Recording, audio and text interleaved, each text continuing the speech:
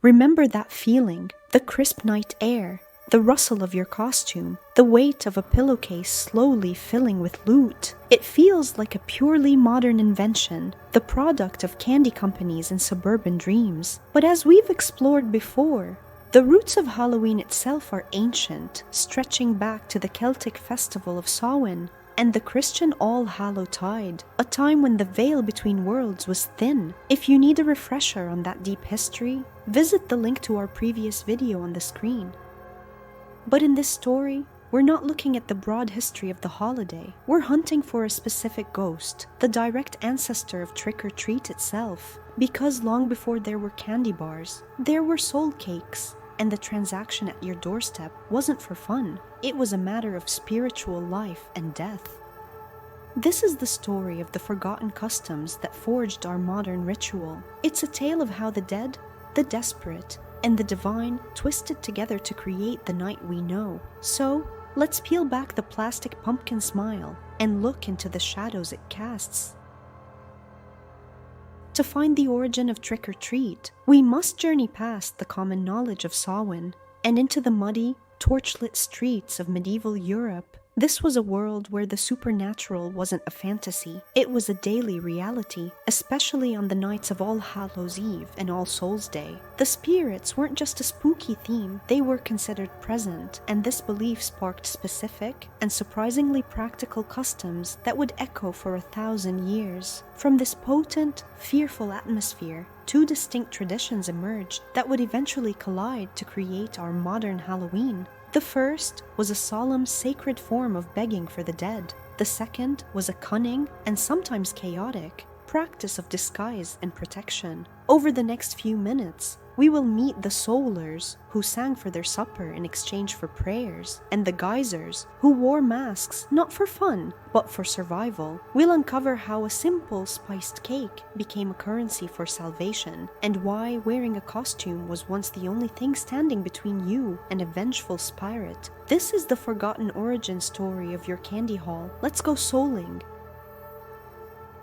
To understand the origins of trick-or-treat, we must first step into the mind of a medieval peasant. Forget our well-lit, scientifically explained world. Theirs was a universe thrumming with the unseen. The veil between this world and the next wasn't just a poetic idea. It was a perceived reality, and it was at its absolute thinnest as autumn bled into winter. The Celts called it Samhain, the end of the harvest, and the beginning of the dark, lean half of the year. It was a liminal time, a threshold, and on thresholds, things can pass through. Not just the spirits of beloved ancestors, returning to warm themselves by the hearth, but other, older, less welcome things. The fairy host were said to ride forth, and mischievous, even malevolent, spirits wandered freely.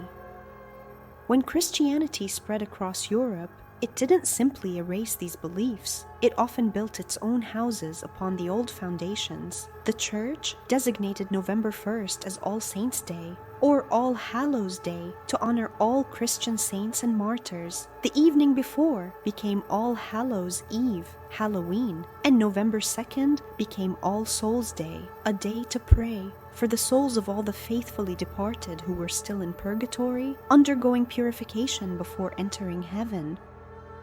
So, for the medieval mind, this 3-day period was a spiritual whirlpool. The boundaries were down, the saints were being honored, the ordinary dead were being prayed for, and the restless dead and fairy folk were, quite literally, abroad. This created a society-wide sense of vulnerability, but also of opportunity. And from this potent mix, our first forgotten custom emerges. Imagine the scene. It's dusk on All Hallows' Eve, or perhaps the morning of All Souls' Day. The air is thick with wood smoke and the scent of decay. From the mist, figures emerge. They are the poor of the village, often children, but also the destitute and the elderly. They move from door to door, but they aren't holding out plastic pumpkins. They are singing. Their voices, thin and reedy, carry a specific plea. They are souling.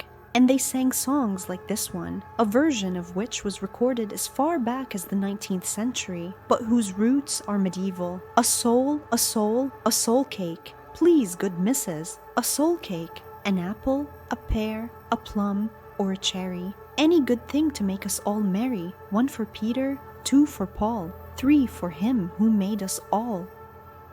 The soul cake was a simple, spiced bread, often round, and sometimes marked with a cross to signify it was alms. In some regions, they were called soul mass cakes, and the transaction was profoundly different from today's. It wasn't a simple demand for a treat. It was an exchange, a sacred bargain. In return for a soul cake, the soulers would promise to pray for the giver's past relatives. Specifically, they would pray for the souls of those relatives stuck in purgatory to hasten their journey to heaven. Each cake represented a prayer, and each prayer was a spiritual coin to help a soul in need. This was charity with a divine purpose. The rich, or at least the comfortable, could perform a good deed, and the poor got a tangible reward for their spiritual labor. The line between beggar and holy intercessor was blurred. This was the medieval precursor to trick-or-treating, a door-to-door ritual rooted in the memory of the dead, a transaction where food was exchanged for a spiritual service. The treat was never just a treat. It was a prayer made edible. But what of the costumes, the disguises? This is where the story takes a darker, more cunning turn. If the spirits of the dead and the fairy folk were wandering the earth, what was to stop them from recognizing you? What if you had wronged someone who had since passed? What if a mischievous fairy wanted to lead you astray into the bog? The solution was brilliant in its simplicity. You disguised yourself. In Scotland, Ireland, Wales, and other parts of Europe, the tradition of guising took hold. People, again often the young, would dress in costumes, their faces obscured by carved turnip lanterns, the original, far more ghastly jack-o'-lanterns, or by masks made of cloth or straw. These weren't superheroes or movie monsters. They were disguises meant to mimic the very spirits that were feared. They dressed as the dead, as fairies, as ghosts. By wearing these guises, they became anonymous. A wandering spirit would look at them and see one of their own and pass by without a second glance. They were putting on a cloak of invisibility by blending into the supernatural crowd. And when these guisers went door to door, their performance was more than just a song. They would tell a joke, recite a poem, sing a ballad, or play a tune on a fiddle. This wasn't just for entertainment. The performance was a form of payment, a demonstration of skill and goodwill, proving they were human performers deserving of a reward, not just anonymous beggars. And the reward? Not just soul cakes, but often fruit, nuts, or coins. But here, we also find the sharp, jagged root of the trick. The night was one of inversion, where the normal rules were suspended. If a household was stingy, if they refused the offering to the guisers, who were, in a sense, the human representatives of the unruly night, they risked retribution. This wasn't the threat of a silly string attack. This was serious, rural mischief. A gate might be lifted from its hinges and tossed into a pond. The family's cart might be dismantled and reassembled on the roof of their barn. Windows might be soaped and livestock confused. These tricks were a way of enforcing social obligation and punishing those who broke the unwritten contract of the community on this most sacred and dangerous of nights. The trick was the consequence of failing to provide the treat.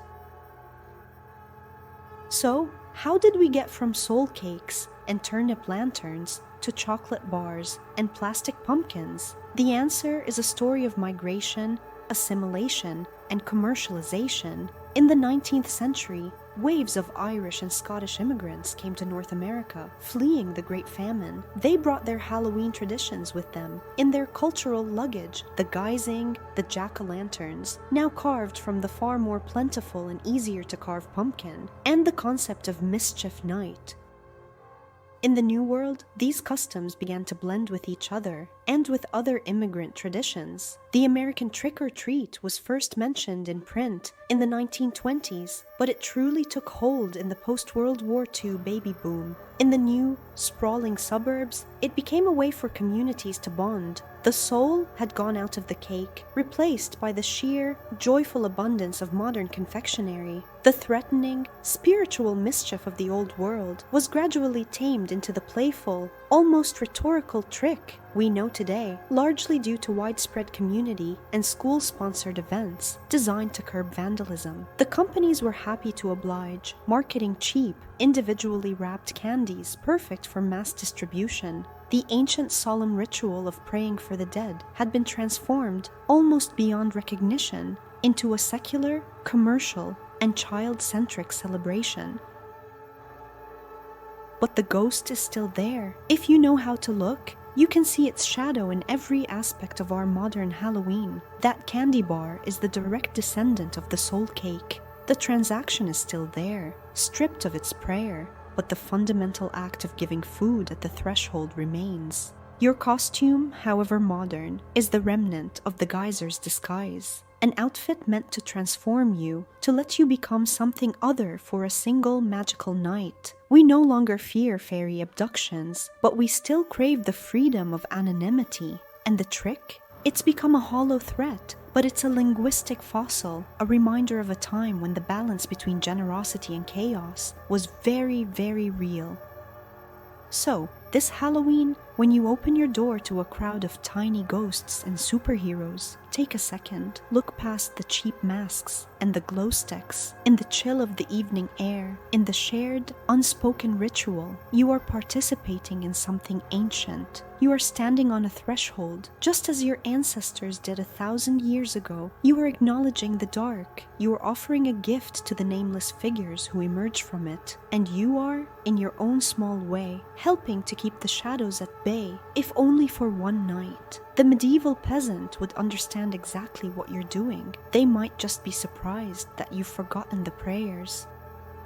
Watch the next video for more ancient tales, and let us know in the comments below which story you'd like to hear next.